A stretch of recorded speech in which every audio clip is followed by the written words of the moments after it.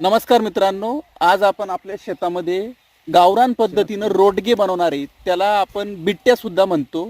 हे गव्हाच्या पिठापासून तयार केलं जातं आणि याला शेणाच्या गौरीपासून भाजवलं जातं जवळपास 2 ते 3 तास. तुम्ही बघू शकता आता. मित्रांनो, या ठिकाणी आपण आता सर्व रोडगे एकत्र केलेली आहे आणि हे आपण आगीमध्ये व्यवस्थित पद्धतीने ठेवत आहोत.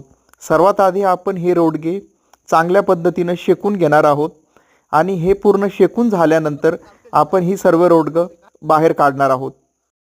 रोडगे बाहेर काढल्यानंतर आपल्याला पुन्हा एकदा कोळसा सगळा बाजूला काढायचा आहे, शेणाच्या गौऱ्या बाजूला काढायच्या आहेत आणि पुन्हा नवीन जे रोडगे आहेत ते आपल्याला या ठिकाणी टाकायचे. आपण आधी वरचं कवर भाजलं होतं, आता पूर्ण रोडगे आपण ह्या शेणाच्या गौरीतून झाकून काढणार आहोत. आता हे बघा, व्यवस्थित अशी शेणाची गौरी या ठिकाणी शेणाची गौरीने आपण पूर्ण हे कवर केलेलं आहे आणि याच्यामुळं काय होतं की रोडगा हा पूर्ण मधून त्याचं जे पीठ असतं ते सुद्धा चांगल्या पद्धतीनं भाजून निघतं. ह्या अशा प्रकारे माती आपल्याला याच्यावर लोटायची आहे.